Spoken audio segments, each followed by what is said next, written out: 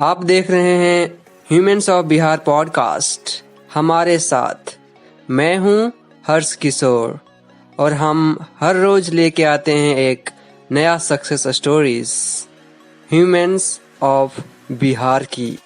आप बने रहिए इस पॉडकास्ट में लास्ट तक।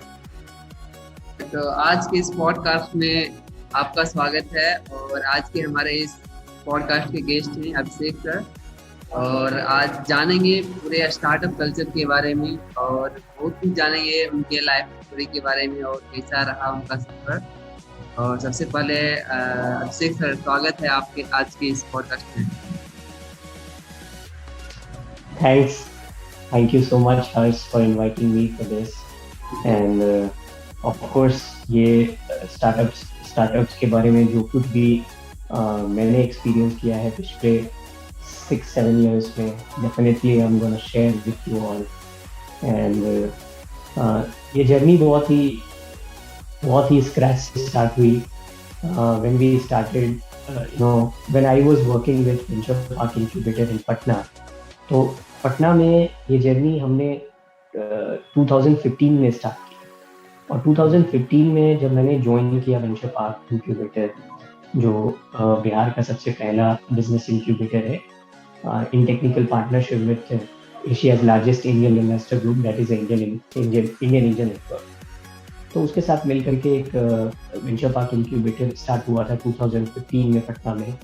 And then that time I joined Venture Park as a manager, incubator manager. So I worked there for more than 4 years. और इस 4 years में we have incubated more than 50 startups.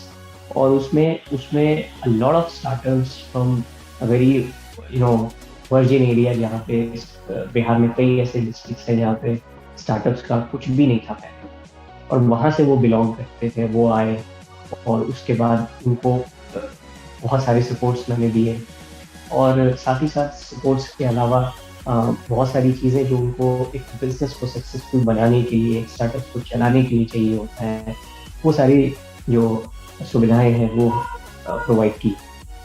फिर इसके बाद after working 4 years at Venture Park, and then I joined Startup Uttarakhand. So Startup Uttarakhand, I was working there as a startup consultant, and उसमें हमारा जो basic work था, basic जो job था, वो था पूरे इंटायर उत्तराखंड में कैसे हम स्टार्टअप इकोसिस्टम को डेवलप कर सकते हैं। और स्टार्टअप इकोसिस्टम को डेवलप करने के लिए वहाँ we have worked with so many incubators, accelerators, TIE chapters, other local entrepreneurship chapters, as well as other startup ecosystem players and stakeholders. So उनके साथ काम करके हमने फिर वहाँ पे बहुत सारे इवेंट्स किए, बहुत सारे स्टार्टअप पॉलिसी के तहत जो भी उनको सपोर्ट चाहिए था वैसे सपोर्ट्स उनको देने में हमने हेल्प की। इंक्यूबेटर को इस्टेब्लिश करने में हेल्प की, इंक्यूबेटर जो भी इस्टेब्लिश्ड इंक्यूबेटर थे उनको प्रॉपरली रन करने में हेल्प किया। एंड देन फिर मैंने वहाँ पे काम करने के बाद then I join Atal incubation centre Orissa में, Nalanda institute of technology foundation. यहाँ पे मैंने as a chief operating officer वहाँ पे काम किया। And again I got an area जहाँ पे स्टार्टअप जैसा कुछ बहुत ज़्यादा फ्लरिश नहीं था। सो ये चीज़ मेरे साथ रही है कि जहाँ भी मैंने काम किया बहुत ही वर्जिन एरिया रहा है, जहाँ पे पहले से कोई ऐसा एंटरप्रेन्योरियल इकोसिस्टम नहीं था, पहले से कोई स्टार्टअप इकोसिस्टम नहीं था। अब जैसे मैं बिहार की बात करूँ, बिहार में वैसा कुछ पहले से रहा नहीं। And when we started in 2015, तब मुश्किल से कुछ स्टार्टअप मिलते थे पटना में जो मुझसे बात करने आते थे, और उनका आइडिया भी काफ़ी रॉ हुआ करता था। उनको खुद ही नहीं पता होता था कि ये शायद एक स्टार्टअप भी हो सकता है, या फिर अगर चला भी रहे हैं तो उनको नहीं पता था सक्सेसफुली उसको कैसे रन करें, क्या मेंटरशिप चाहिए होगा उनको, और क्या टेक्नोलॉजी फ्रेमवर्क की ज़रूरत है उनको to run this effectively. And then when I join Uttarakhand, again Uttarakhand में अगर आप देखेंगे 85 to 90% एरियाज़ हैं वो हिली एरियाज़ हैं, यहाँ पे बहुत सारे बुनियादी दिक्कतें हैं और वहाँ पे स्टार्टअप्स को निकालना, वहाँ पे इनोवेटर्स को ढूंढना, इनोवेटर्स को सपोर्ट करना एंड देन फिर प्रॉपरली प्रॉपरली उनको सारा कुछ सपोर्ट करके जो मेन स्ट्रीम में उनको लाने में हेल्प करना एक चैलेंजिंग टास्क था। अगेन जब मैं उड़ीसा ज्वाइन किया एक ऐसी सिचुएशन वहाँ पे भी थी and currently I am working at an accelerator called AngelWorks. So I'm heading that accelerator.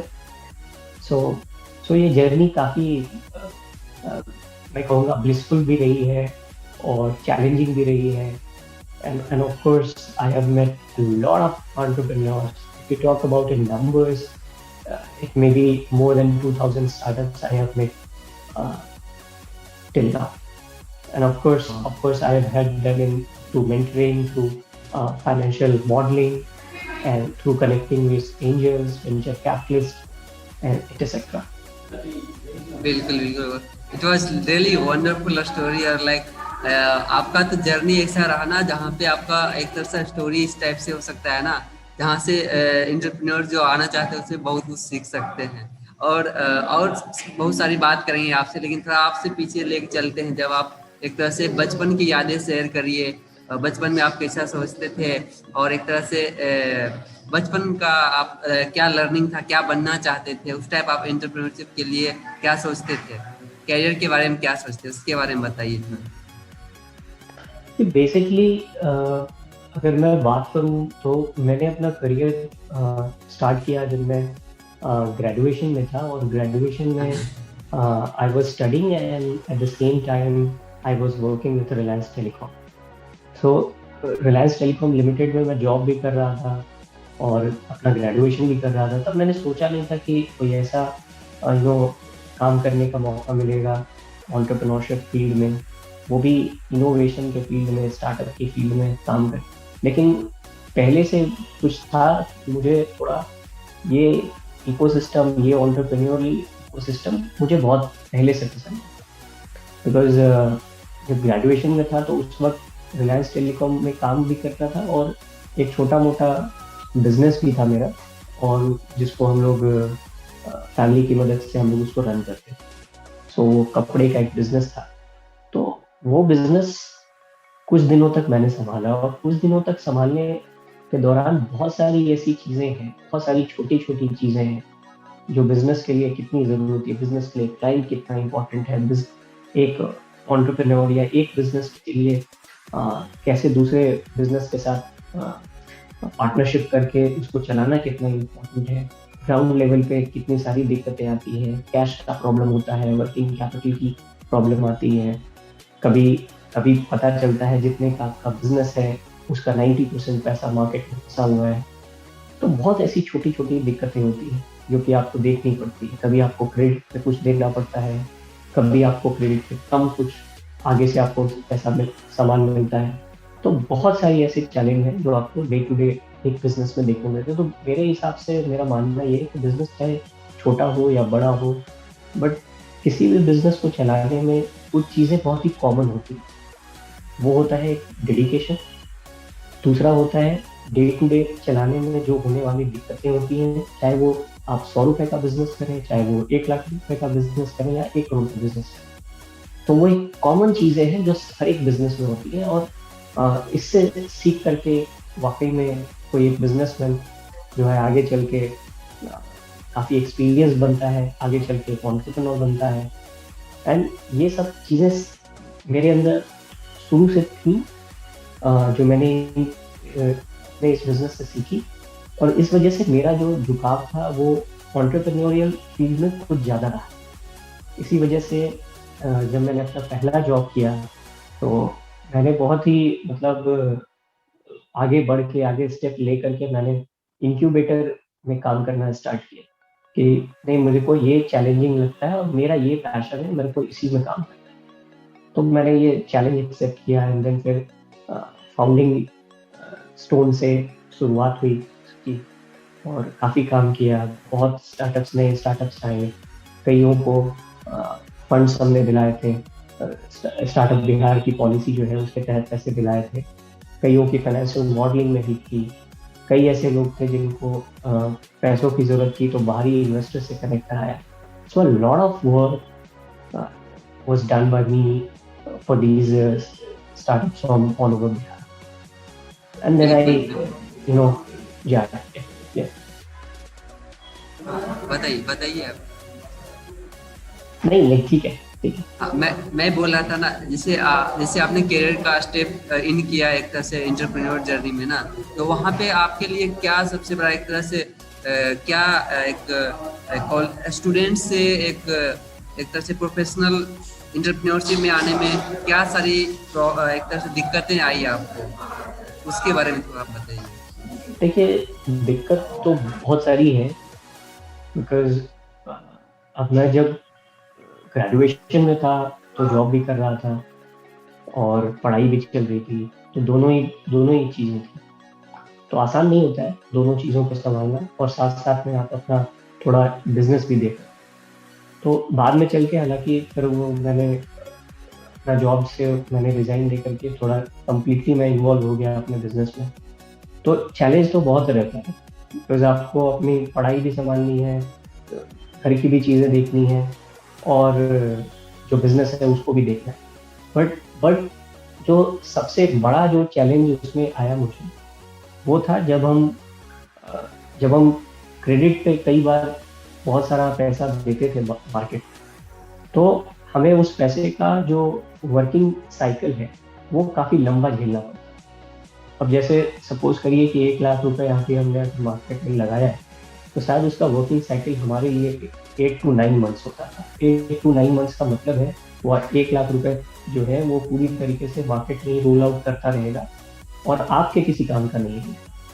And then फिर आपको अगर पैसे की ज़रूरत है या फिर आपको कुछ अगर नया कहीं पे पैसा और लगाना है, तो उसके लिए फिर आपको नए सिरे से और कैपिटल की ज़रूरत पड़ती है. तो वो एक चैलेंज था, बहुत बार आया मेरे साथ. कई बार ऐसा भी हुआ कि जो हमारे लिए जो हमने जिनको क्रेडिट दिया था वो डिफॉल्टर्स हो गए. तो कई बार बिजनेस में होता है कि आपको अगर डिफॉल्ट होते हैं लोग, तो उनको थोड़ा और पैसा देना पड़ता है just to survive, just to make him survive, कि वो मार्केट में बचे रहे और आपका जो पैसा है डिफॉल्ट होने से आगे चल के बच जाए अगर वो मार्केट में लाइव है. तो ये सारी चैलेंजेस भी रहती हैं. तो मेरे हिसाब से जब मैंने बिजनेस में इंटर किया तो ये एक बहुत बड़ा चैलेंज था हमारे लिए, तो काफ़ी दिन तक मैंने झेला. और वाकई सैंडी उठाने से लेकर के बहुत सारा ऐसा काम है जो स्टार्टिंग में मुझे करना पड़ा. और आई थिंक इन सब से जो एक्सपीरियंस मिला वही आगे चल करके आज भी काम आ रहा है. और कई ऐसे स्टार्टअप हैं जिनको एट प्रेजेंट मैं मेंटर भी कर रहा हूँ, तो वो सारी चीज़ें, वो सारा जो एक्सपीरियंस है वो आज भी काम आता है. बिल्कुल बिल्कुल, आपने बहुत सारे स्टार्टअप के अंदर काम किया है और उसमें हेल्प किया, खास करके जब बिहार के इकोसिस्टम, स्टार्टअप इकोसिस्टम की बात करते हैं, तो आपने उस टाइम में स्टार्ट किया था जहाँ पे उतना रिसोर्सेस नहीं थी, लोग उतना नहीं जानते थे वो कल्चर के बारे में. तो वहाँ पे आपका एक तरह से क्या सोच रहा, उसके पीछे का क्या एक तरह से मोटिव रहा कि कैसे एक तरह से ऐसा इकोसिस्टम बनाया जाए जहाँ पे स्टार्टअप कल्चर को बिल्ड करके, और एक उस टाइप से, हाँ, उसके पीछे का क्या आपका आइडिया था? राइट 2015 की बात है, जब स्टार्टअप इकोसिस्टम एकदम से कुछ भी नहीं था बिहार में. स्टार्टअप्स के बारे में लोग जानते भी नहीं थे, और वैसे जगह पर स्टार्टअप पूरा इकोसिस्टम खड़ा करना अपने आप में बहुत बड़ा चैलेंज था. तो हमने जो स्टार्ट किया उसमें सबसे पहले मैं कई सारे कॉलेजेस में जाता था, कॉलेजेस में स्टूडेंट्स से बात करता था और स्टूडेंट्स को स्टार्टअप के बारे में, एंटरप्रेन्योरशिप के बारे में और इंक्यूबेशन सपोर्ट के बारे में उनको बताया था. So we used to organize such events in IIT, in NIT, in NIFT, in CIMP and other various colleges जहाँ पे हम ये इवेंट्स करते थे. तो उससे क्या है कि धीरे धीरे हम स्टूडेंट्स तक पहुँच पाए. और उस स्टूडेंट्स में से आप सपोज करिए कि अगर 1000 लोगों तक या 2000 स्टूडेंट्स तक अगर हम पहुँचे, तो उसमें से 8 या 10 ऐसे स्टूडेंट्स हमें मिले जिनके अंदर कुछ था कि मेरे को कुछ इनोवेशन करना है, तो startup. And they now came across us and to understand how the whole ecosystem works, and where to start and how to start. And then we did our effort a lot, जिसमें हमने उनको समझाया और उनको help करी, उनको resources available कराए. तो वहाँ से धीरे धीरे सिस्टम खड़ा होना स्टार्ट किया. फिर दूसरे डिस्ट्रिक्ट्स में गए. दूसरे डिस्ट्रिक्ट्स में जाकर के हमने कई सारे इवेंट ऑर्गेनाइज किए. सिर्फ पटना तक लिमिट नहीं रखा अपने को, पटना से बाहर निकल के भी. फिर भी एक चीज़ें थी कि कितना ज़्यादा से ज़्यादा और लोगों तक रीच होगी, ये एक बड़ा कंसर्न था हमारे लिए. देन फिर हमने बैक टू बैक, एक टाइम था जब बैक टू बैक एक we used to organise events in venture park, जहाँ पे इतने सारे इवेंट्स हुए. हर वीक में 2 इवेंट्स करते थे और कई ऐसे नेशनल लेवल इवेंट्स भी किए. तो इससे क्या है कि पूरी मीडिया में भी बात गई, पूरा का पूरा न्यूज़पेपर के थ्रू भी रोल आउट हुआ, पूरे बिहार में रोल आउट हुआ. Not only in Bihar, Bihar के बाहर भी रोल आउट हुआ. सोशल मीडिया को हमने भी एक इफेक्टिव मीडियम माना और सोशल मीडिया पे भी we were very very active.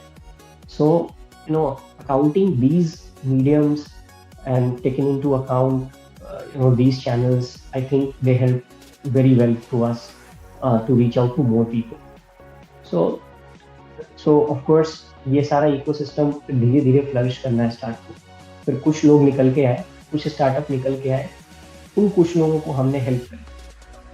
Even though we were knowing that these startups are not up to that level, they can compete with other national players, but still we help them, because we understood कि ये जो phase है, इस phase में we only need to take care of them, we only need to support them.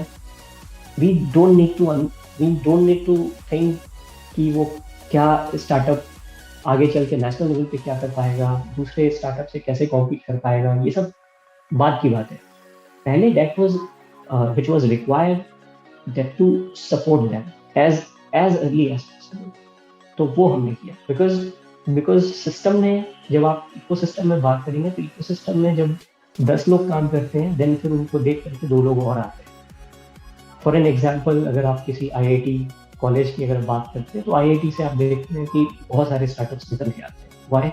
Because there entrepreneurship cell is very very strong compare to other premium और other B schools. Very very strong. And of course there are a lot of startups who are working with these entrepreneurs from these entrepreneurship cells. So there is an environment that they have created for a long time. So उसमें कई सारे events होते हैं, कई सारे opportunities उनको मिलती हैं to interact with other stakeholders of this ecosystem. And then because ideas क्या है कि आइडियाज हम सबके मन में हर दिन आता है. तो जब ये माहौल हमको मिलता है तो उसमें से कुछ आइडियाज बाहर निकल के आते हैं, and people come out with this idea कि now I have to do something. So they go for start their venture, they go for forming solid team to go ahead with this. So I think these are the important things, I think which is very much required. So ये सारी चीजें मिल करके धीरे धीरे startup ecosystem खड़ा होना start हुआ बिहार में. और आज के डेट में अगर आप देखेंगे तो कई सारे स्टार्टअप्स आपको मिल जाएंगे.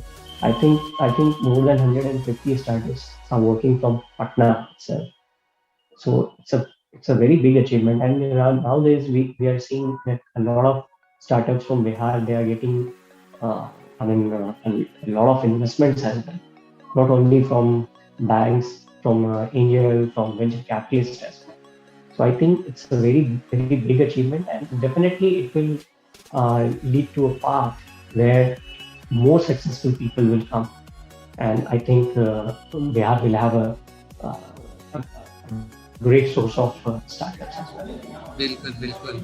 जब बात करती है इंक्यूबेशन का ना, तो एक तरह से एक टर्म आ जाता है कि कोई भी स्टार्टअप को कैसे इंक्यूबेशन में जाना चाहिए, नहीं जाना चाहिए, या फिर क्या अप्रोच होना चाहिए. किसी के पास अभी आइडिया है, आइडिया स्टेज पे है, और उनको ये नहीं मालूम है कि आगे क्या प्रोसेस करना चाहिए, कैसे मार्केट में आना चाहिए, या फिर कैसे उसका प्रोटोटाइप बनाना चाहिए. तो एक तरह से इंक्यूबेशन सेंटर कैसे हेल्प करता है, क्या अप्रोच होना चाहिए? आपका बहुत एक्सपीरियंस रहा है उस क्षेत्र में, तो आप उनको क्या सजेशन देंगे, कैसे उनको आगे बढ़ना चाहिए एक आइडिया स्टेज So से so कैसे? so first of all, when we are selecting any incubator, we must be cautious, because that is very important decision that you are going to take. So before selecting any incubation center, any business incubation center, I think one should inquire about it from their portfolio companies, that what sort of resources they have received from incubator while they were taking incubation support from them, and also one should understand that what exactly requirement is there for him, and how that requirement will meet by the resources of these incubation centers. So I think that is one of the most important criteria one should work for. So सबसे पहले ये सारी चीजें देखने के बाद one should also take care about what sort of mentorship they are going to provide, because that is very important to nurture any startup. So ये एक मिनट आपको रोकना चाहूंगा, ये मेंटरशिप का क्या एक तरह से आप बढ़िया से समझा सकते हैं कि किस तरह से हेल्प करता है एक एंटरप्रेन्योर्स को, और एक तरह से Right. क्या लर्निंग मिलता है, कितना इम्पोर्टेंट रखता है एक मेंटरशिप? right, because आपने भी ये सुना होगा, आज से नहीं, ये सदियों से ये चीजें चली आ रही हैं कि गुरु बिना ज्ञान नहीं मिलता। बहुत इम्पोर्टेंट है, चाहे आपको कुछ भी चाहिए, आप अपने आसपास भी जितने बड़े स्टार्टअप्स देख रहे हैं, कहीं ना कहीं इनको मेंटरशिप किसी से मिली, तभी वो आज इतने बड़े जगह पे पहुंच पाए। तो आई थिंक मेंटरशिप बहुत इम्पोर्टेंट है, because most of the business ideas and most of the startups don't know what exactly they want to do, what exactly they are doing for the market. I think more than 90% startup ideas get failed just because of proper guidance, lack of proper mentorship. Because startups को पता ही नहीं होता है कि उनको करना क्या है, स्टार्टअप को ये पता नहीं होता है कि वो क्या प्रॉब्लम सॉल्व कर रहे हैं मार्केट में, स्टार्टअप्स को ये भी पता नहीं होता है कि वो कौन सी ऐसी बिजनेस स्ट्रैटेजी है जो उनको फॉलो करनी चाहिए, क्या स्टेप्स हैं उनको लेने चाहिए, because there is a very big difference when you compare a startup with a successful startup. और उन दोनों में अगर आप कंपेयर करेंगे तो देखेंगे उनके सोचने के तरीके में, उनके काम करने के तरीके में, उनकी स्ट्रैटेजी में, उनके मार्केटिंग एक्सपीरियंसेस, परफॉर्मेंस मार्केटिंग जो उनका है उसमें, उनके बिजनेस आइडिया फॉर्मुलेशन में बहुत मेजर डिफरेंस। तो ये जब एक सही मेंटोर आपकी टीम में आता है तो ये आपको सारी चीज़ों से आपको बताता है, they guide you on each and every aspects which is necessary to create a good business, which is necessary to create a successful startup. बिल्कुल, Right from marketing, right from formulating right product market fit, which is very important. अगर आपका product market fit नहीं है तो I think startup कभी successful हो ही नहीं सकता। और मेंटोर का सबसे इम्पोर्टेंट जो रोल मुझे लगता है वो है to nurture a product market fit. So I think mentorship is very important, and one should definitely go about it. And of course उनको चुनने में, उनके सिलेक्शन में बहुत सावधानी बरतनी चाहिए, देखना चाहिए कि वो मेंटर का प्रीवियस बैकग्राउंड क्या है, पोर्टफोलियो कंपनीज जो है उनकी वो कौन सी रही हैं, किस तरीके से वो मेंटोर करते हैं, और मेंटोरशिप के बदले में अगर दे रहे हैं तो वो क्या उनको दे रहे हैं, because anything which you are taking should have a proper economical sense मेरे हिसाब। अदरवाइज फ्री का कुछ नहीं होता है। तो वो ऑब्वियसली वो अगर आता है तो दोनों साइड से फिर एक प्रॉपर रिस्पॉन्स होता है और प्रॉपर इनपुट्स भी मिलते रहते हैं। So I think mentorship is very so incubation का में मेंटोरशिप एक पार्ट है, बट मेंटोरशिप के अलावा चाहे वो काम करने की जगह चाहिए, या क्लाइंट के साथ मीटिंग करने का एक स्पेस चाहिए, चाहे वो किसी पोटेंशियल क्लाइंट को कनेक्ट करने में हेल्प चाहिए, मतलब नेटवर्किंग जो भी सपोर्ट चाहिए, या फिर आपको कोई लीगल सपोर्ट चाहिए, कोई टैक्सेशन सपोर्ट चाहिए, कोई अकाउंटिंग सपोर्ट चाहिए, फाइनेंशियल मॉडलिंग में कोई हेल्प चाहिए, सीए से कनेक्ट चाहिए, चाहे कंपनी सेक्रेटरी से कोई कनेक्ट चाहिए, तो ये सारी सपोर्ट अगर आप कोई एक नए स्टार्टअप को अगर आप देखेंगे तो नए स्टार्टअप्स के लिए बहुत चैलेंजिंग होता है सब कुछ एक जगह पे रिसोर्स को अवेलेबल करना। बट इंक्यूबेशन सेंटर्स का जो मेन जो जॉब है वो यही है, to help them with these resources. तो कोई अगर इंक्यूबेशन सेंटर अगर वो सेलेक्ट करता है तो ऑब्वियसली ये सारी चीज़ें उसको सपोर्ट मिलती हैं, और ये सारी चीज़ें किसी भी एक नए बिजनेस के लिए बहुत ज़रूरी है, बहुत ज़रूरी है उसको स्केल करने के लिए, नए बिजनेस को खड़ा करने के लिए। तो I think the role of incubator for any startup is very very crucial. But yes, before selecting any incubator, I think they must go for plus minus on this. They must go for inquiring with their portfolio companies as well, and they must discuss that what sort of resource, what sort of support they are going to get from this incubation center. So I think the role of incubator is very very in any aspect. बिल्कुल बिल्कुल। जब incubation centre पे जाते हैं तो वहाँ पे एक तरह से या तो कुछ फी होती है, मेंबरशिप फी होती है, या फिर वहाँ पे कुछ इक्विटी डालना होता है, या किस टाइप से एक तरह से बोले पार्टनरशिप करना चाहिए एक इंक्यूबेटर से, एक तरह से इक्विटी देना चाहिए, या फिर किस टाइप से जब इकोनॉमिकली बात करते हैं तो किस टाइप से रिलेशनशिप रखना चाहिए, और इक्विटी देना है तो कितना परसेंट से? Right. It's a very, very good question, because most of the incubator works on equity model, जहाँ पे आपको सर्विस के बदले में कुछ देना पड़ता है, because ये होता है कि when you are very, very new and when you are very, very small, I think इतनी कैपेसिटी नहीं होती है कि कुछ पैसा वो पे कर पाए। इस वजह से most of the incubators run on equity model, यहाँ पे ये सारी रिसोर्स भी स्टार्टअप को मिल गया और बदले में थोड़ी बहुत इक्विटी वो एक इंक्यूबेटर को देते हैं। तो बट यस, कोई मेरे हिसाब से कोई भी इक्विटी जब भी आप देते हैं किसी को तो उसका एक इकोनॉमिक सेंस होना चाहिए। ऐसा नहीं है कि किसी भी कंपनी का किसी भी टाइम में कुछ तो वैल्यूएशन रहता ही है, चाहे वो 1 लाख रुपए का वैल्यूएशन रहे, चाहे वो 10 लाख का हो, चाहे वो 1 करोड़ का हो। तो आपको यू हैव टू जज कि what sort of support is required from any incubation, और आपको ये देखना पड़ेगा कि जो भी सपोर्ट आपको चाहिए उसका वर्थ क्या है। ये सपोर्ट कितने 10 लाख रुपए का सपोर्ट चाहिए, 20 लाख रुपए का सपोर्ट चाहिए, उसका फाइनेंशियल जो इकोनॉमिक सेंस क्या है, उसका वो नंबर जो है वो फाइनेंशियल नंबर क्या है।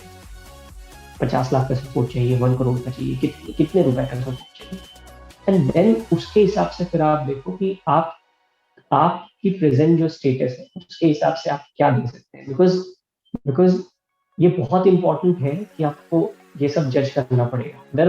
Otherwise diluting more equity just for few resource, I think it's a negative, that will definitely leave a negative impact in the business, and for this company I think that will be a very very negative impact. तो वो बहुत जरूरी है।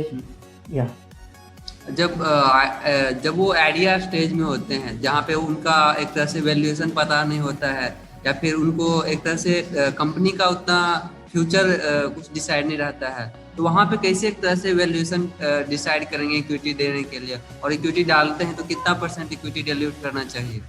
Because C question का मैं answer कुछ ऐसे करूँ, बिकॉज डाइल्यूशन जब आप करते हैं इक्विटी डाइल्यूशन, तो आपको ये समझना बहुत ज़रूरी है कि ओवरऑल आपका जो बिजनेस है वो कितना बड़ा है, और वो बिजनेस में आप अगले 5 years में, अगले 10 years में आप कहाँ बिजनेस को देखते हैं, बिकॉज दैट्स वेरी इंपॉर्टेंट। आप are you going to make a 500 crore company, or 1,000 crore company, or 300 crore company? What is this exactly? You need to understand. And based on this, आप ये सारी equity की चीजें हैं, equity का decision है वो आप करेंगे. तो आपको ये पता होना चाहिए कि who are the players in the market, who are the investors in the market who are going to invest in this business. So you have to compare with your competitors. I mean, your competitors have raised investments from whom? You need to analyze this. And जब आप देखेंगे तब आप उससे ये भी you need to understand कि क्या उनको मार्केट वैल्यू मिली है, क्या वैल्यूएशन पे उन्होंने पैसा रेज किया है, एंड उसके बेस पे आप अपनी कंपनी का वैल्यूएशन कुछ लगाते हैं और आप देखने की कोशिश करते हैं कि अब जो फर्स्ट इन्वेस्टमेंट्स हैं वो कितना आप रेज करेंगे और कितना वैल्यूएशन पे रेज करेंगे. So valuation is a number that you set not on the basis of present value, on the basis of your future value too, and also on the basis of your other competitors have raised what amount and for what valuation. So you need to analyze all these aspects before setting your valuation. और उस valuation पे अब आप देखते हैं कि आगे चल के आपको कितनी राउंड तक कितना कितना पैसा रेज करना है, किस वैल्यूएशन पे रेज करना है, और उसके लिए जिस सेट ऑफ इन्वेस्टर्स की जरूरत पड़ेगी या फिर जिस तरीके के इन्वेस्टमेंट की जरूरत पड़ेगी, उसके लिए अभी कितना मैक्सिमम इक्विटी आप डाइल्यूट कर सकते हैं फॉर दिस इंक्यूबेशन. और अगर वैल्यू वाकई में वैल्यू आपको 50 लाख रुपए की वैल्यू, 1 करोड़ की वैल्यू अगर इंक्यूबेशन से मिली है या मिलने वाली है, देन आप डिसाइड करेंगे कि उसके एवर्स में कितना परसेंट इक्विटी आप दे सकते हैं. बट यस, आपका जो क्वेश्चन है, you are very number centric now कि कितना परसेंट देना चाहिए. So I suggest it should not be more than 2%. In any case should not be more than 2%. ये इंक्यूबेटर के लिए है. ये 1 से 2% जो है ये इंक्यूबेटर्स के लिए स्टार्टर एक तरह से starting. Of course, this is for incubator only. My suggestion is for incubator only, but it should not be in any case more than 2%. Because further rounds जब आप रेज करेंगे, then you फिर वो अगर वो इक्विटी का value sense नहीं दिखेगा तो फिर आई थिंक जो आने वाले जो इन्वेस्टर्स हैं उनके लिए भी ये प्रॉब्लम होती है. वो भी नहीं चाहते हैं बिकॉज कैप टेबल, जिसको हम लोग टेक्निकल सेंस में कैप टेबल कहते हैं, तो कोई भी खराब कैप टेबल के साथ कोई इन्वेस्टर या कोई भी बड़ा इकोसिस्टम प्लेयर काम नहीं करता. So nobody gonna work with you if your cap table is not very good. So I think one should keep it in mind, one should understand it, and one should work upon it. बिल्कुल. तो जब जाते हैं एक तरह से incubator के पास, तो वो एक आइडिया स्टेज पे कैसे वो वैल्यू कैसे लगाएगा कोई भी स्टार्टअप का, ये दूसरे के एक तरह से रेफरेंस से लगाएगा. उस क्षेत्र में कोई स्टार्टअप ऑलरेडी है, एग्जिस्ट कर रहा है, उसके रेफरेंस से, या फिर और कोई टेक्निक्स है स्टार्टअप का वैल्यूएशन के लिए. देखिए इसका कोई देखिए प्रॉपर कोई कैलकुलेशन करने के लिए ऐसा कोई मैथ नहीं है, but it is more a science and it's more an art. You have to understand what exactly your idea is. You have to understand, I mean how big, your problems are going to be solved from your idea, because that is very very important. Suppose your idea is very very unique and there is no competitor in the market, then obviously the valuation will be high compared to other ideas.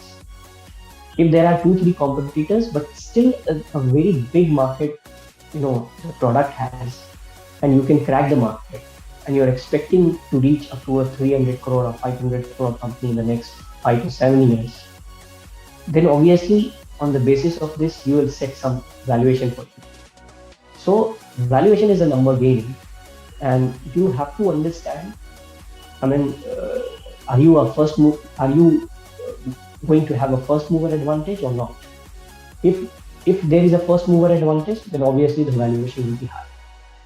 And the next thing, which is the team members. I mean, what sort of skill is required to run this company, to run the idea? You have to understand. And according to the requirement, is there your team member capable to run this company? Is there team member is skill enough, has enough skill to run this company? So suppose you are a you are a single founder, or if you have a 2-3 co-founders in your team, then obviously there will be a difference between them.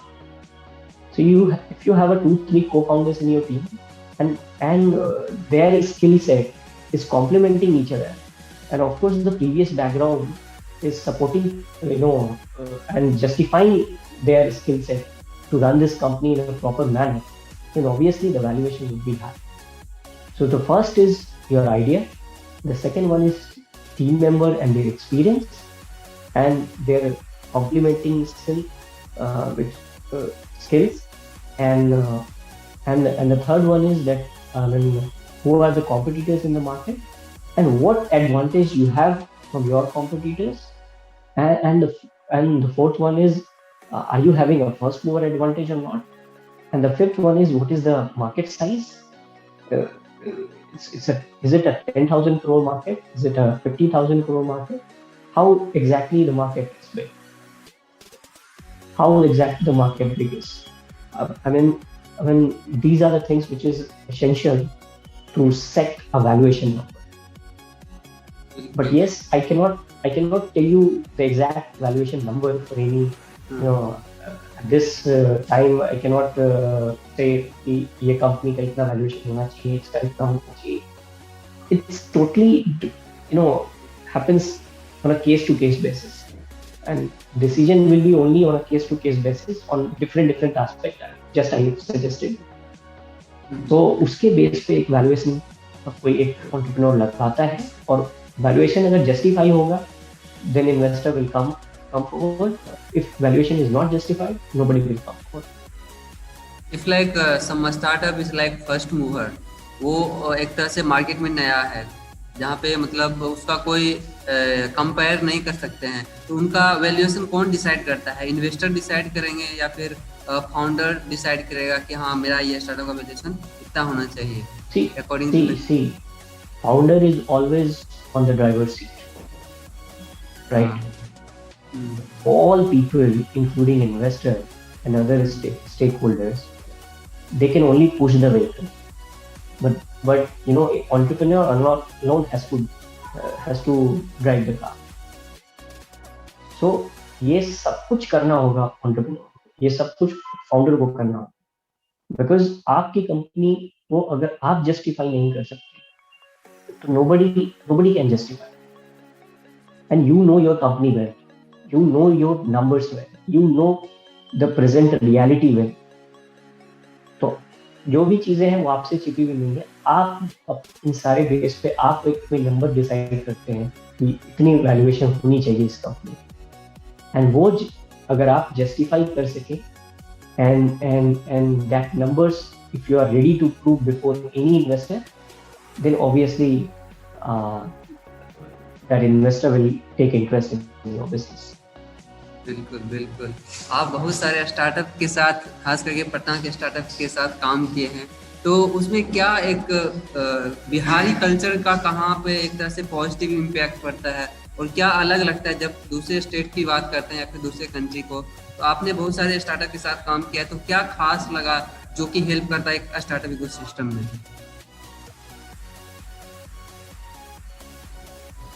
देखिए, पहली चीज है passion, और दूसरी चीज है you should understand where the market is. I mean, if you're trying a product, but which has some, you can say a small market size, which has a small market size, but cannot be replicated into a big market, and cannot generate enough money to sustain in the market, and cannot generate enough money to scale this product to make it a successful startup, then obviously कोई sense नहीं है. तो आपको ये समझना पड़ेगा कि कोई भी अगर आप प्रोडक्ट है आपके पास और प्रोडक्ट की जो वैल्यू है वो कितनी बड़ी है, कितनी छोटी है, और जो भी आप मार्केट में करने वाले हैं उसमें कंपटीशन कितना बड़ा है, और कंपटीशन जो है उसके एवज में आपके पास जो डिफरेंशिएटर है, मतलब कौन ऐसी चीज़ें हैं जो आपको आपके कंपटीशन से अलग बनाती है और उसकी वाकई में कस्टमर्स के नज़र में कितनी वैल्यू है. That makes sense. In technical terms we say value proposition, right. Value proposition अगर कोई प्रोडक्ट का होगा, then obviously every stakeholder in the system will pay for, would love to pay for it, or otherwise nobody will take it. So you need to understand कि आपको product market fit बनानी है. Product market fit होगा then obviously उसका value proposition होगा, और value proposition जब होगा people would love to buy it, people would love to take your service, and not just people, everybody in the ecosystem, if I talk about any stakeholder, they will definitely come forward to support you. बिल्कुल बिल्कुल. और startup culture की बात करते हैं तो एक team बनाना भी एक बहुत सा बड़ा चैलेंज हो जाता है कि लोगों के साथ कैसे एक तरह से मिलके काम किया जाए. तो आप क्या प्रॉब्लम उसमें देखे हैं या फिर क्या सलाह देंगे जो लोग एक तरह से अभी नया स्टार्ट करना चाह रहे हैं और उनको टीम नहीं मिल पा रहा है या फिर वैसे लोग नहीं मिल पा रहे हैं जहाँ जैसा वो खोजना चाहते हैं, तो फिर वहाँ पे क्या डिसाइड करना चाहिए कि कैसे टीम कैसे बनाना चाहिए और लोगों को कैसे एक स्टार्टअप के अंदर लाना चाहिए? This is also one of the important aspects. I mean, suppose if team is not well and proper team is not designed, then obviously one cannot get success. So जब भी आप टीम को select करते हैं, अपने core team members को select करते हैं, यू शुड अंडरस्टैंड कि आपकी क्या स्किल सेट है और इसके अलावा आपको कैसा टीम मेंबर चाहिए, उसकी स्किल सेट क्या चाहिए, और क्या उसके अंदर दे आर और ही और she is having the same passion as you have, वो देखना बहुत ज़रूरी है.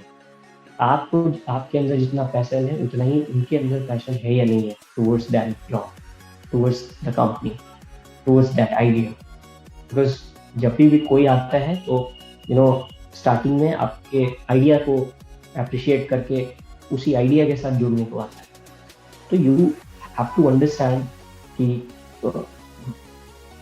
people should be very passionate, their skill set should definitely complement each other. So co-founders का skill set कुछ ऐसा हो, प्रीवियस जो बैकग्राउंड है वो कुछ अच्छा हो, और ये सब चीज़ें आप देखते हैं एंड उसके अकॉर्डिंगली एक टीम फॉर्म, उसके अकॉर्डिंगली आप मेंबर्स सेलेक्ट करके एक टीम फॉर्म करते हैं. तो अगर सपोज करिए टीम अगर आपको बनानी है और आपको सही टीम नहीं मिल पा रही है, या फिर आप अकेले सिंगल हैंडेड आप अपनी कंपनी को ले जाते हैं, कोई भी आपके साथ फाउंडर, दूसरा कोई को फाउंडर नहीं है, then obviously you can be an expert in marketing, you can be an expert in finance, you may not be an expert in operation, you may not be expert in technical aspects of your business. So there should be people जो कि होना ही होना चाहिए. So but yes, co-founder ढूंढना इतना आसान भी नहीं, बहुत मुश्किल होती है. एक सेम पैशन का बंदा सेम आइडिया के साथ कहाँ से मिले.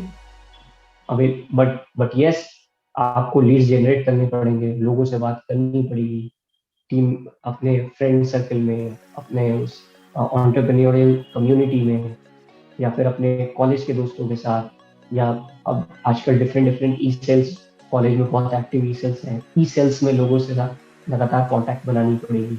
ई सेल्स में जो एक्टिविटी हो रही है उसमें कौन मेजरली पार्टिसिपेट कर रहा है, उसके साथ एक कॉन्टैक्ट एस्टैब्लिश करना पड़ेगा. So these are the areas where you have to work on and to generate lead uh, I think on a regular basis, then only you'll be able to find out the right team member for your startup. और जब ये मिल गया तो I think सही team जब मिल जाती है, सही एक कोर टीम बन जाती है, तो आई थिंक कोई भी आइडिया, चाहे वो थोड़ा, मैं कहता हूँ कि अगर मैं इसको खराब नहीं बोलूँगा, बट ये बोलूँगा कि कोई idea compare to big ideas अगर थोड़ा कम भी है तो भी सॉलिड टीम मेंबर इसको चला लेंगे, कुछ ना कुछ पिवट कर लेंगे, कुछ नया प्रोडक्ट ले आएंगे, कुछ नई सर्विस ले आएंगे एंड इसको सक्सेसफुल बना लेंगे. बट अगर अगर million dollar idea है, you are having a $1 million idea, you have a first mover advantage, and you are solving a very very big problem, you have a lakh crore market, still you will get failed if you're not having a solid team, if you're not having your other core team members. If you think then you can do anything, you are the only person in your team that can handle everything, I think this is a wrong choice. बिल्कुल. जब startup की बात करते हैं तो एक बात और आती है कि लीगल सा प्रॉब्लम आती है. एक तरह से कैसे कंपनी को एक तरह से रजिस्ट्रेशन किया जाए, या फिर जो एक तरह से उतना मालूम नहीं होता है लोगों को लीगल चीज़ के बारे में, किस टाइप का कंपनी बना है, प्राइवेट लिमिटेड बना है, एलएलपी बना है, या फिर और सारी प्रॉब्लम आती है. तो आप उसके बारे में क्या सलाह देंगे जो लोग स्टार्टअप में आना? I would suggest कि आपको अगर कुछ बड़ी कंपनी बनानी है, to build a very very big company, I think you must start with a private limited company, because share transfers, diluting shares only possible in when you are having a private limited company. So ये तो आपको need है ही है, because आगे चल के moving forward, if you are going to select any co-founder for your startup, then obviously you'll have to dilute some equity for this. But how you are going to dilute it if you are not having a private limited company? Because sharing equity, diluting equity is only possible when you are having a private limited company. So team member के लिए भी private limited company चाहिए, आपको कल को पैसे generate करने हैं उसके लिए भी प्राइवेट लिमिटेड कंपनी चाहिए, बिकॉज आप शेयर्स दे नहीं पाएंगे, शेयर्स सामने वाला ले नहीं पाएगा, और कोई फॉर्म है नहीं जो अवेलेबल कंपनीज एक्ट में, या फिर कोई दूसरा आप कोई लीगल एंटिटी में जिसके साथ आप आगे बढ़े. तो the possibility is only with a private limited company, तो वो आपको बनानी पड़ेगी. दूसरा है कि अगर आप ये भी सोच रहे हैं कि प्राइवेट लिमिटेड कंपनी बाद में बनाऊंगा, या पैसा जब फंड जब रेज करने की बारी आएगी तब मैं बनाऊंगा, देन ऑब्वियसली आपको एक फिर नई लीगल एंटिटी बनानी होगी, और आप कोई तो आज किसी लीगल एंटिटी पे काम कर रहे होंगे. तो मेरे हिसाब से जो भी आपने काम किया है और वो नया जो लीगल एंटिटी होगा उसका पार्ट नहीं होगा.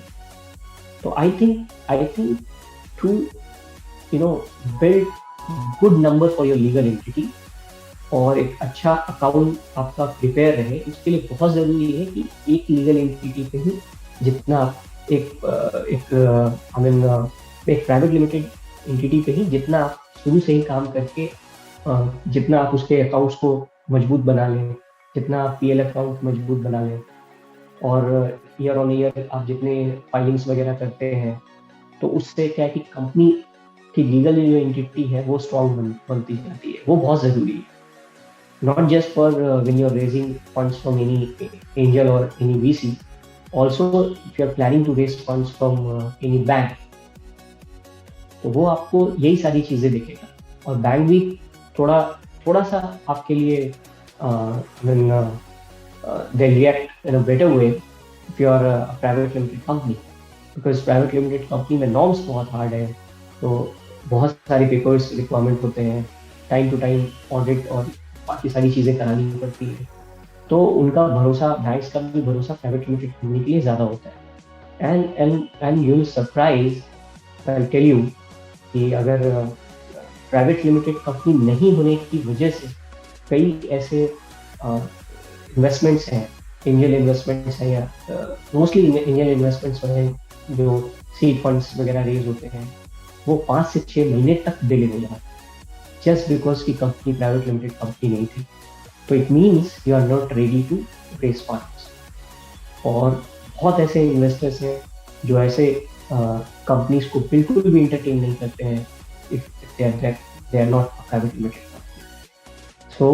So you have to ready with a private limited company if you are really looking to raise funds, if you are really looking to, you know, association with angel investors or VC fund, and if you are really looking to build a super company. So I think थोड़ा challenge जरूर है, but I think private limited company के साथ ही सब कुछ।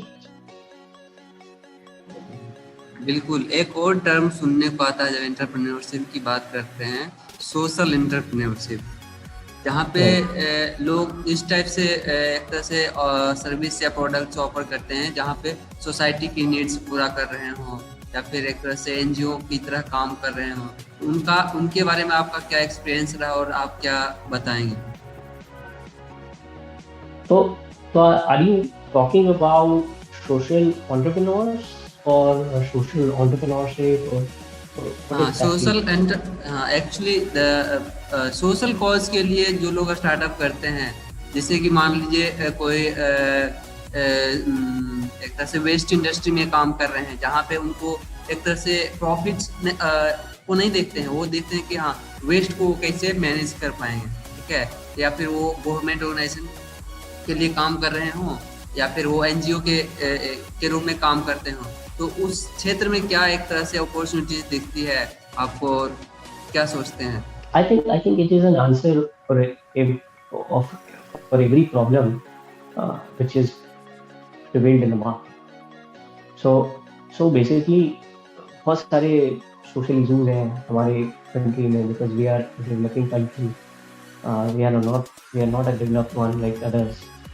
So पैसा भी कम है मार्केट में, और आप देखते हैं कि बहुत सारे चैलेंजेस हैं, बहुत सारे, कभी इन्फ्लेशन रेट बहुत हाई हो जाता है, जो एम्प्लॉयमेंट है उसकी अपॉर्चुनिटी कम दिखती है, बहुत सारे लोग हैं जिनके पास एम्प्लॉयमेंट नहीं है, और सोशल, अगर आप देखें तो सोशल लेवल पे भी बहुत सारी चीज़ें हैं जो शायद होनी चाहिए बट हो नहीं पाती। तो मेरे हिसाब से ये बहुत इम्पोर्टेंट एस्पेक्ट है, क्योंकि सोशल एंटरप्रेन्योरशिप से बहुत सारे प्रॉब्लम सॉल्व हो रहे हैं आजकल, जो आई थिंक बहुत ज़रूरी है भारत जैसे देश में। बिकॉज फॉर एन एग्जाम्पल जो आपने बोला वेस्ट मैनेजमेंट का, तो अभी आप देखिए जो पॉलीथिन है वो कितना पॉल्यूटेड है हमारे लिए, हमारे इन्वायरमेंट के लिए। वो कंपोस्ट नहीं किया जा सकता है, कई सालों तक वो आपके साथ मतलब सॉइल में बना रहता है, तो कंपोस्ट नहीं हो पाता है। तो आई थिंक ये सब जो चीज़ें हैं वो बहुत इम्पोर्टेंट है, और इनका सॉल्यूशन तभी दिया जा सकता है जब नए जो इनोवेटर्स हैं अपने नए आइडियाज़ के साथ, सोशल आइडियाज़ के साथ आएँ, और जिसका एक मेजर इम्पैक्ट सबके बीच में। फॉर एन एग्जाम्पल अगर आप देखें तो हमारा हेल्थ सिस्टम है, तो हेल्थ जो सिस्टम है उसमें बहुत सारे ऐसा चैलेंज है जहाँ पे हमारी रीच जो है हर एक गांव तक नहीं है, अच्छे डॉक्टर्स की रीच हर एक गांव तक नहीं है, मेडिसिन की रीच हर एक गांव तक नहीं है। और ये भी ज़रूरी है कि अगर रीच भी है तो जितने टाइम ड्यूरेशन में which is required is not being done. Why? Because of some problems जो कि मार्केट में एग्जिस्ट करता है। अब उसमें अगर आप पूरा बिजनेस बनाने की कोशिश करेंगे तो शायद बिजनेस एंगल से वो प्रॉब्लम शायद सॉल्व ना हो, लेकिन अगर सोशल एंटरप्रेन्योर बन के अगर यह करने की कोशिश करेंगे तो ये प्रॉब्लम सॉल्व होगा। Hunger is also one of the important aspects, because a lot of people we see around that they don't feed themselves properly, even 3 times a day or 2 times a day. So who will solve this problem? I mean, social entrepreneurs will come forward and solve this problem. And I think there are a lot of people I see around me that they are solving these problems with some running some kitchens, offering roti, sabji, and all. So it is only possible when social entrepreneur will come forward and solve out these problems. So I think इसका एक बहुत बड़ा impact है और simultaneously इसको भी साथ साथ चलना पड़ेगा. बट यस, पैसे कमाने के लिए ये ऑब्वियस है, थोड़ा कम उस एंगल से देखते हैं लोग. पैसे कमाना थोड़ा एक I think I will say not a primary factor to motivate to go ahead with this. But ये सेकेंडरी फैक्टर है पैसे कमाना. But the first factor will be to support as much as they. So I think this is very important. बिल्कुल. और आपका last question कि आप क्या सलाह देंगे वो लोग को जो खास करके अभी एक तरह से एक कॉलेज डेज में है या फिर अपना प्रोफेशनल लाइफ जी रहे हैं और वो एक तरह से स्टार्टअप क्षेत्र में आना चाहते हैं. So I would suggest, we encounter with so many ideas every day, at least 10-20 ideas every day. Everyone in this planet, they encounter with so many business ideas. But yes, उसमें से कई बहुत थोड़े लोग हैं जो उस आइडिया पे काम करने के बारे में सोचते हैं. And a very few of them who come forward to test the idea. And out of these people, very few of them would come forward to actually go ahead with this idea in the market. And उसमें से कुछ फिर fail होते हैं, कुछ successful होते हैं. So but the problem is to act as fast as they can. So I think जो भी बिजनेस आइडिया हमारे पास आता है, हमको एटलीस्ट एक बार टेस्ट जरूर करना चाहिए. कुछ भी फॉर्म में, बट टेस्ट जरूर करनी चाहिए. और ये स्टूडेंट्स के लिए बहुत important, because students, as we can see in nowadays in every college there is an entrepreneurship cell. So proper activity in the entrepreneurship cell, taking participation in the activities of the entrepreneurship cell, I think these are the things they should do. इससे क्या है कि उनको समझ में आएगा कि exactly हो क्या रहा है, किस तरह के बिजनेस आइडियाज उनके आसपास हैं. और क्या है कि इससे फिर एक ऐसे इन्वायरमेंट में जाने के बाद फिर ऑटोमेटिकली फिर आपके दिमाग में बहुत सारी आइडियाज क्लिक करती हैं, देन फिर you come forward to go ahead with this. So I think कुछ नहीं जाता है कुछ हजार रुपए लगा करके एक आइडिया को टेस्ट कर लेना, लेकिन बहुत कुछ चला जाता है जब वो आइडिया पे आप नहीं काम कर सकते हैं, आपने काम नहीं किया और किसी और ने काम करके एक बड़ी कंपनी बना ली. तो आई थिंक स्टूडेंट्स को बहुत फोकस करना चाहिए इस पर, सारी सेल एक्टिविटीज में पार्टिसिपेट करना चाहिए. और कुछ हजार रुपए की बात है, थोड़ा बहुत लगा करके अपने फ्रेंड्स को ही एज अ मार्केट समझ के, कॉलेज को ही एक मार्केट समझ करके, they should definitely test the idea. And of course once they will come in the market, then definitely there are a lot of forces that they'll influence you to go ahead with this, even if you fail or even if you pass. बिल्कुल wonderful. Like ये तो एक तरह से वो जो लोग इसमें स्टार्टअप की दुनिया में आना चाहते हैं उनको बहुत उम्मीद है कि हेल्प करेगा. आपकी स्टोरी से बहुत कुछ जानने को मिलेगा और बहुत बहुत धन्यवाद इस शो में आने के लिए. Thank you so much for inviting me. Thank you so much for coming. Yeah, thanks. धन्यवाद इस पॉडकास्ट को लास्ट तक सुनने के लिए. इसी तरह के पॉडकास्ट हम हर रोज लेके आते हैं, एक नया सक्सेस स्टोरीज जो इस पॉडकास्ट चैनल पे सुन सकते हैं.